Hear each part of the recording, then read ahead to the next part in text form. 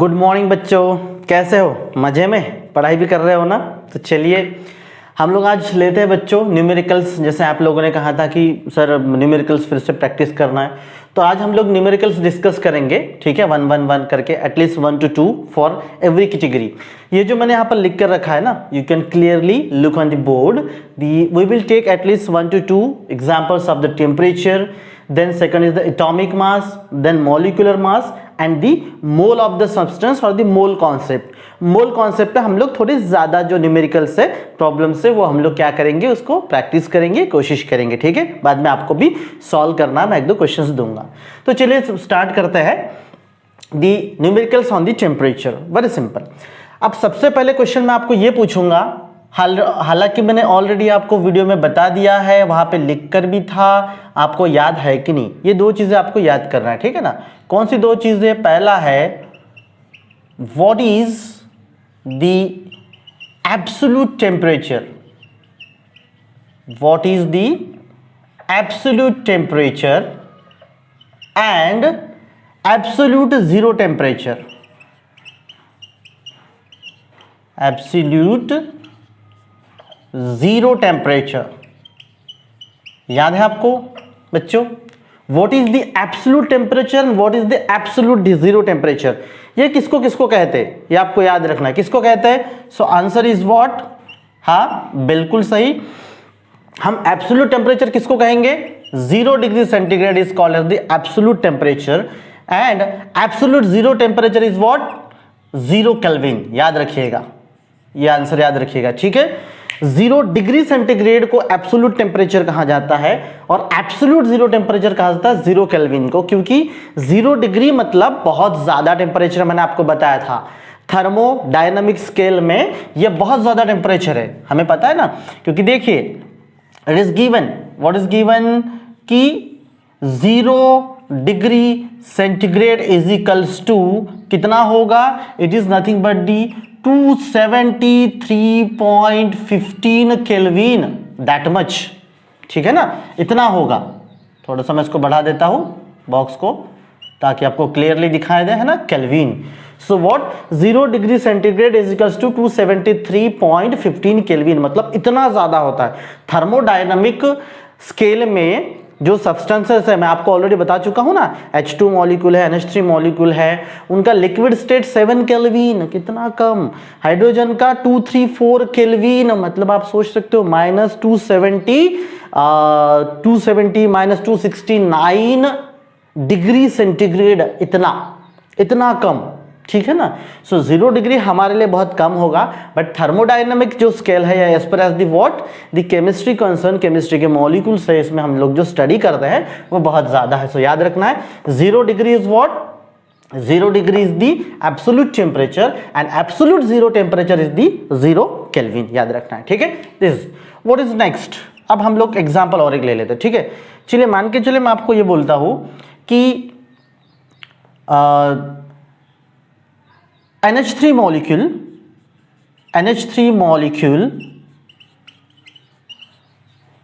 exist in its liquid state at 7 Kelvin. What is its temperature in degree centigrade? चलिए NH3 molecule exists in liquid state at 7 Kelvin. What is its temperature in degree centigrade? तो degree centigrade में क्या होगा? अब हमें क्या करना है यहाँ पर? देखिए क्वेश्चन देखिए ना, हमें करना क्या है कि गिवन है 7 केल्विन और डिग्री सेंटीग्रेड में निकालना है। ठीक है, गिवन है 7 केल्विन और डिग्री सेंटीग्रेड में निकालना है। तो इसके लिए हम लोग कौन सा फॉर्मूला यूज करेंगे बच्चों? तो बहुत सिंपल है। कौन सा? हमें पता है, that is kelvin is equals two degree centigrade plus 273.15।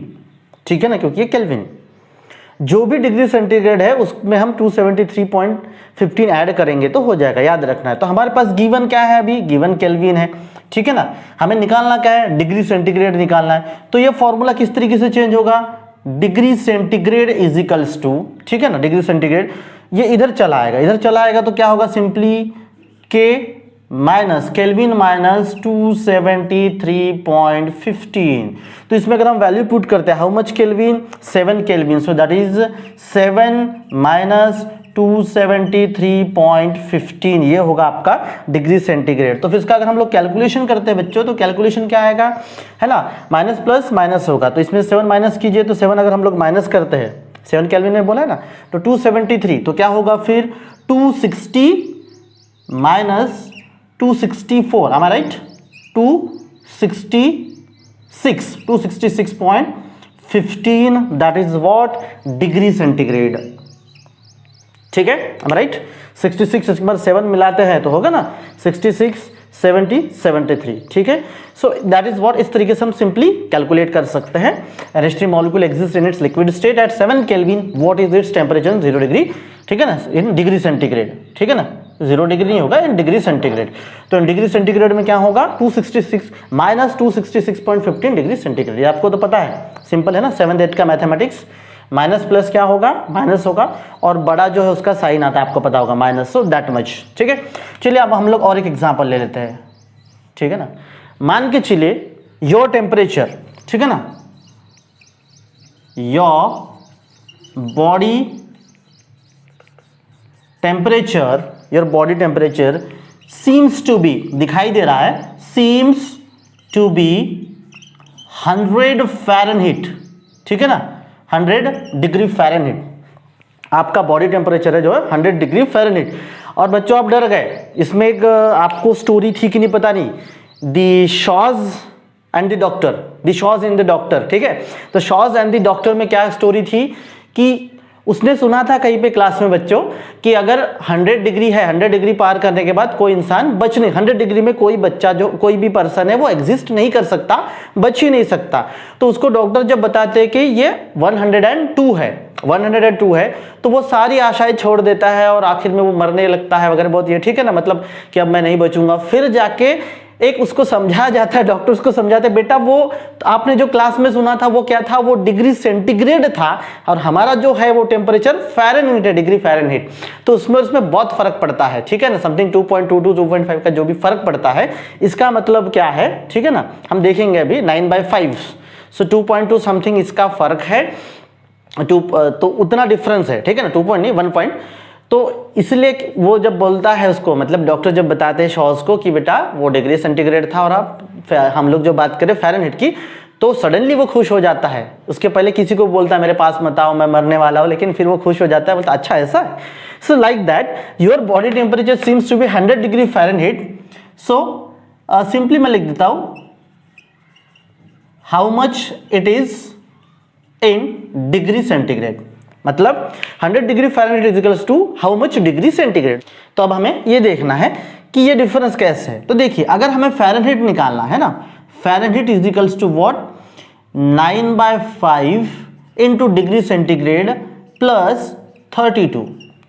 Your body temperature seems to be 100 degree Fahrenheit, given क्या है 100 डिग्री फ़ारेनहीट, और हमें निकालना क्या है, how much it is in degree centigrade. तो हमें डिग्री सेंटीग्रेड निकालना है। ठीक है, तो वैल्यूज आप यहाँ पे पुट कीजिए, हमें निकालना एक्चुअली डिग्री सेंटीग्रेड, फ़ारेनहीट 100 है, तो सिंपली अगर हम यहाँ पे वैल्यू पुट करते हैं, देखिए सबसे पहले, ठीक है, ये 9/5, अब यहाँ पे F इजिकल्स टू, मैं एक नीचे लिख लेता हूँ स्टेप, बाद में आगे बढ़ते हैं हम लोग। ठीक है, Fahrenheit how much, 100 Fahrenheit upon 9/5 into degree centigrade plus 32। तो अब क्या होगा, सिंपली इसको इधर लेकर आइए, तो इसको अगर इधर लेके आते हैं तो क्या होगा, देखिए देयरफॉर, मैं यहाँ पे लिख दूँ, ठीक है ना, therefore 100 minus 32 equals to 9/5 degree centigrade. तो इसको अगर हम सॉल्व करते हैं तो कितना आएगा, 32, मतलब 68, 70, 100, 68। ठीक है ना, सो 68। अब इसको मैं इधर क्या करता हूँ, लेकर चला जाता हूँ, जो 9/5 है, ठीक है ना, ये इधर लेके आता हूँ, तो क्या आएगा 5/9। 68 मल्टीप्लाइड बाय 5/9 इजिकल्स टू आपका डिग्री सेंटीग्रेड। तो अगर हम इसको कैलकुलेट करते हैं तो क्या आएगा, देखिए, तो इसका आएगा 9997 63, उसके बाद ये करते हैं 5, तो 5 ठीक है ना, multiplied by 5, so then 5 5 5 2 35, 37, 37.5 something, ठीक है। सो इसका मतलब क्या है कि अगर, हाँ 37.5, अगर आपका बॉडी टेम्परेचर 100 डिग्री फ़ारेनहाइट है, इसका मतलब क्या है, वो सिर्फ कितना है 37.5 डिग्री सेंटीग्रेड, अगर 100 डिग्री फ़ारेनहाइट है दोस्तों, ठीक है, अगर हम कैलकुलेट करते। सो इस तरीके से जो टेम्परेचर के हम लोग क्या कर सकते हैं, सिंपली अगर आते हैं तो सामने हम लोग, या फिर आपको समझने के लिए भी ऐसा अच्छा हम लोग ये कैलकुलेट कर सकते हैं, ठीक है ना। इसके बाद हम लोग लेते हैं नेक्स्ट वाला एटॉमिक मास।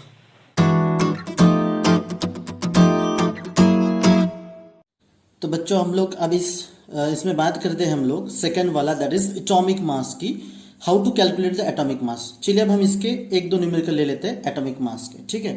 अब जैसे मैं सबसे पहले एक न्यूमेरिकल ये लेता हूँ, ठीक है, लेट मी राइट, यहाँ पे पहले मैं लिख लेता हूँ कि मास of an atom of N oxygen, the mass of N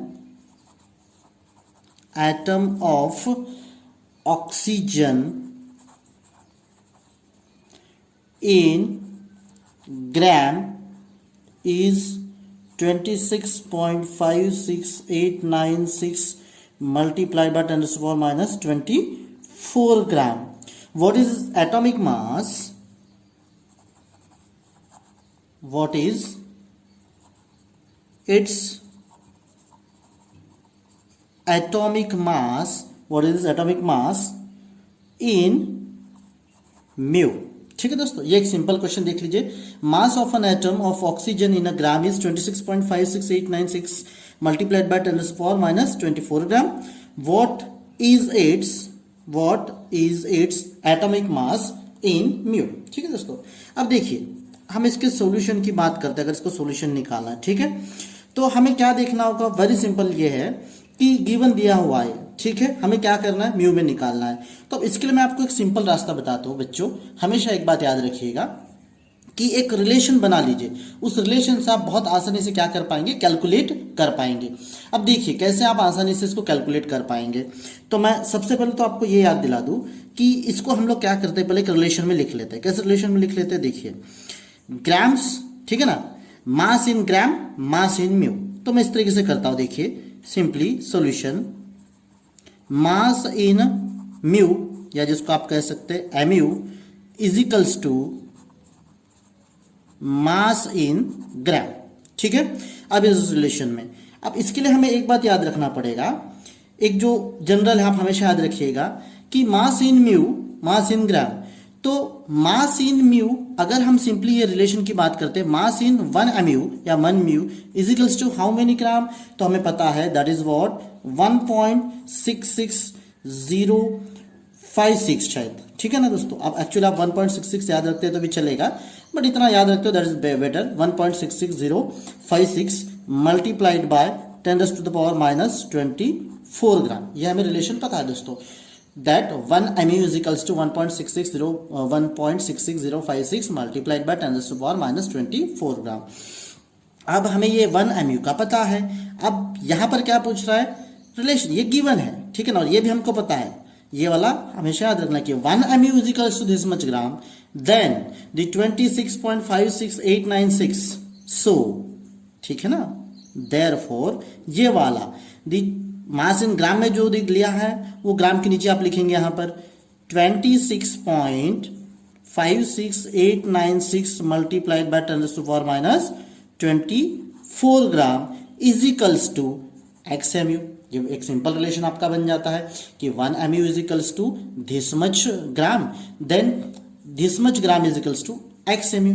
तो अगर हम सिंपली इसको क्या करते हैं बच्चों, अगर सिंपली हम इसको क्रॉस मल्टीप्लाई करते हैं, वेरी सिंपल याद रखिएगा हमेशा, अगर आप ये रिलेशन बनाना सीख जाते हैं ना, और इससे अगर आप ये क्रॉस मल्टीप्लाई कर लेते हैं तो बड़ी आसानी से आप क्या कर पाएंगे बच्चों, इसको सॉल्व कर पाएंगे। तो देखिए फिर हम इसको सॉल्व किस तरीके से करते हैं, वेरी सिंपल, ये लीजिए 1 multiplied by this, this multiplied by this, है ना, so x multiplied by 1.66056 multiplied by 10 to the power minus 24 gram is equals to 1 multiplied by this, इसका मतलब 26.56896 multiplied by 10 to the power minus 24 gram. ये simple है, आप लोग calculate कर सकते हो, बट ये जो तरीका मैं आपको सिखा रहा हूं बच्चों, अगर आप ये तरीका कोशिश करते हो तो बड़े बड़े प्रॉब्लम भी आप सॉल्व कर सकते हो। ठीक है, देयरफॉर x इजिकल्स टू क्या आएगा, इसको हम डिवाइड करेंगे, very simple. So 26.56896 multiplied by 10⁻⁻24 gram upon और डिवाइडेड बाय 1.66056 मल्टीप्लाइड बाय 10⁻⁻24 ग्राम। इतना अगर आप याद भी नहीं रखते हैं, सिंपली आप सिर्फ ये दो चीज़ों को अगर याद रखते हैं, आप कौन से दो, मतलब डेसिमल के बाद अगर 2 पॉइंट्स आप याद रखते हो ना बच्चों, तभी आपका काम चल जाता है, याद रखिएगा, ठीक है। सॉरी, यहाँ तक अगर आप याद रखते हो तभी आपका काम चल जाता है। तो अब इसको कैलकुलेट कीजिए, ये माने ये हो गया। अगर आप इसको कैलकुलेट करते हैं 1.6, 26 डिवाइडेड बाय 1.6 अगर आप डिवाइड करते तो आपको पता चल जाएगा कि 16 म्यू। अब हमें हालांकि पहले से पता है बच्चों, है ना, हमें हालांकि पहले से पता है, क्या पता है कि ऑक्सीजन का जो एटॉमिक नंबर है वो 8 है और मास नंबर 16 है। ये हमें बहुत पहले से पता है कि ऑक्सीजन का एटॉमिक नंबर 8 है, मास नंबर 16 है। बट बात ऐसी है कि अगर आपको 26 के जगह पर अगर कुछ और दिया होता, कोई नया है, मान के चलिए कि x, अगर हम इसको बात करते हैं ना कि अगर x, ये x जो है, ठीक है ना, ये कोई एलिमेंट है, x इज एलिमेंट, ये कोई नया एलिमेंट है और उसका जो टोटल जो मास है वो विद द हेल्प ऑफ क्या, मास स्पेक्ट्रोस्कोपी या फिर मास स्पेक्ट्रोस्कोपी, मास स्पेक्ट्रोस्कोपी से निकाला गया है कि उसका जो है टोटल वो कितना है, उसका है 52 पॉइंट समथिंग 5689 वगैरह मल्टीप्लाइड बाय 10⁻⁻24 ग्राम। ये उसका क्या है, मास निकला है ग्राम में एक्स एलिमेंट का। तो एमयू में वो कौन सा होगा, नया एलिमेंट, तो फिर हम सिंपली वही करेंगे। व्हाट इज दैट, कि अगर हमें निकालना है तो ये वाला 52.56 multiplied by 10⁻⁻24 gram divided by, हमको पता है कि 1 का कितना है, तो 1 MU equals to 1.66 multiplied by 10⁻⁻24 gram. तो अगर हम इसको कैंसिल करेंगे तो हमको पता चल जाएगा कि जनरली 1 इसको करते तो कितना होगा, 32 म्यू। मतलब हम कोई नया भी एलिमेंट है तो उसका हम ये मास निकाल सकते हैं। अभी तो पीरियडिक टेबल में बच्चों दिया हुआ है तो हमको आसानी से क्या होता है, वो पता चल जाता है ना, हमको वो आसानी से पता चल जाता है। बट फिर भी आप याद रखना है, इस तरीके से सिंपली हम लोग क्या कर सकते हैं बच्चों, उसको कैलकुलेट कर सकते हैं, ठीक है। तो चलिए अब हम लोग सेकेंड एग्जाम्पल लेते हैं। तो बच्चों मैं सेकंड एक एग्जाम्पल लेता हूँ, ठीक है, फर्स्ट एग्जाम्पल हो गया। अब सेकंड एग्जाम्पल हम ये लेता हूँ, मान के चले हम लोग लेते हैं, कंसिडर करते हैं हीलियम। सो क्वेश्चन इस तरीके से है, calculate the mass of helium in gram if it have its mass is equals to 4 mu. ठीक है, क्या करना है हमें, calculate the mass of helium in gram if it have its mass in 4 mu. तो वेरी सिंपल, फिर से हमको वही करना है। देखिए क्या करते हैं हम लोग, सॉल्यूशन में चलिए, सॉल्यूशन में चल के हम लोग क्या करेंगे, सबसे पहले रिलेशन लिख लेंगे, वही ग्राम और म्यू का है। तो वेरी सिंपल, मैंने आपको कहा था एक रिलेशन बना लेना है, that is what, the mass in mu or the mu is equals to mass in gram।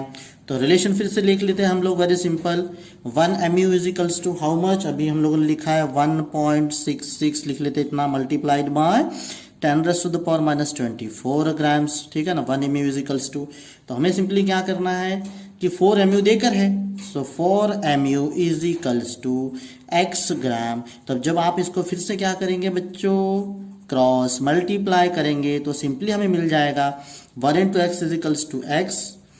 So simply 1.66 multiplied by 10⁻⁻24 gram multiplied by 4, बराबर है। तो इसका जो भी आंसर आएगा, फिर अगर हम इसका आंसर निकालते हैं, so is equals to what, how many, simply 4 1 जा 4, ये इधर का कैलकुलेट नहीं करते, मैं अप्रोक्सीमेट ले लेता हूँ, ठीक है ना। सो 4 1 जा 4 एंड 6 6, तो कितना आएगा बच्चों, ये तकरीबन 6 पॉइंट समथिंग आएगा, बराबर है। इसका कितना आएगा आप कैलकुलेट करके देख लीजिए, चलिए कोई दिक्कत नहीं, हम यहाँ पे साइड में कैलकुलेट कर लेते हैं सिंपली। तो 1.66 मल्टीप्लाइड बाय 4 228, ठीक है, 4 पॉइंट सॉरी ठीक है ना, 2 6.84 है ना, 84 ना, नहीं 64, 6.64 जो भी है आप देख लीजिएगा, 6.64। सो 6.64 मल्टीप्लाइड बाय 10⁻⁻24 ग्राम, ये जो आपका आएगा that is what, that will be the mass of the helium in gram. ये क्या होगा, मास ऑफ हीलियम इन ग्राम। अब हमको फिर से ये भी पता है helium the atomic number 2, mass number 4। अब यही अगर हम लोग ग्राम में निकालते तो इस तरीके से। So that is nothing but the simple. अब अगर इसमें आपको और एक क्वेश्चन लेना है, चलिए और कोई क्वेश्चन लेते हैं, चलिए और एक क्वेश्चन ले लेते हैं। कौन सा क्वेश्चन ले बताइए आप लोग ही, कौन सा ले, हीलियम, नाइट्रोजन वगैरह जो भी है। तो जैसे मैं कहता हूं आपको कि दी नाइट्रोजन, ठीक है ना, the mass of nitrogen is how much, बता देते हैं 14 म्यू, ठीक है ना, 14 म्यू, ठीक है ना। एक काम करते थे, मास of N2, the mass of N2 is 28 mu, ठीक है। देखिए सिंपल आपको पहले बता दे रहा हूं, the mass of N2 is 28 mu। Calculate the single atom, calculate the mass of, ठीक है ना, mass of single N in gram. क्या करोगे बच्चों आप लोग, देखिए the mass of N2 is 28 mu, calculate the mass of single nitrogen in gram. तो सबसे पहले तो हमको पता चाहिए, जैसे मैंने थोड़ा सा इसको घुमा कर लिखा, वेरी सिंपल है ना।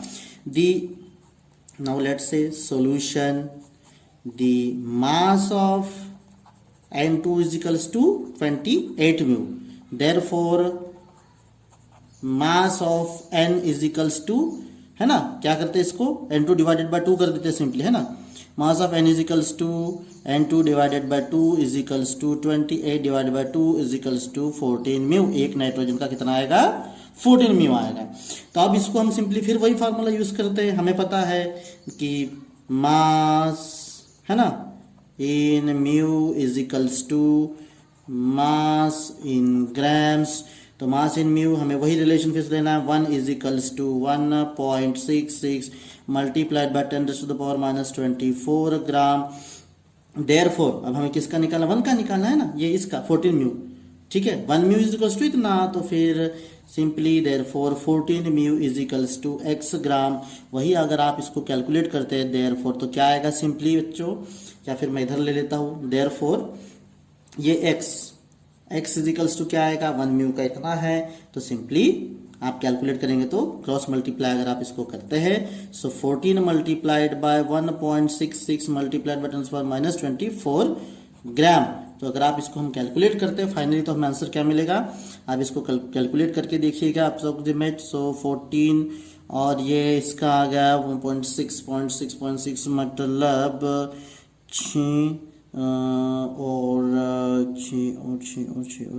6 और 8 मतलब तकरीबन आप अप्रोक्सीमेट बता रहा हूँ, ठीक है ना। 8 तो 24 पॉइंट समथिंग वगैरह कुछ आ सकता है, आप कैलकुलेट करके देख लीजिएगा, ठीक है। 24 पॉइंट समथिंग आएगा मल्टीप्लाइड बाय 10⁻⁻24 ग्राम, या थोड़ा सा आगे पीछे भी हो सकता है, आप उसको कैलकुलेट करके देख लीजिएगा, ठीक है। मैं फिर से एक बार करता हूँ, 14 जैसे देखिए 14 प्लस, ये वैदिक मैथमेटिक्स है बच्चों, ठीक है। 14 प्लस 0.6 प्लस मतलब आएगा इसका 14 का इसका आएगा तो 6 और प्लस इसका आएगा 2.4 मतलब कितना आया सीधा 26 है ना, तो 6 तो तकरीबन 22 पॉइंट समथिंग आएगा, ठीक है।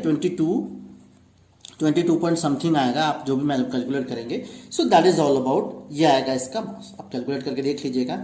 सो इस तरीके से हम लोग क्या करेंगे बच्चों, इस तरीके से हम लोग कैलकुलेट करेंगे तो एटॉमिक मास इन ग्राम या फिर vice versa atomic mass in mu. तो ये तरीका है, ठीक है। तो चलिए अब हम लोग जो नेक्स्ट टाइप ऑफ न्यूमेरिकल की ओर बढ़ते हैं हम लोग।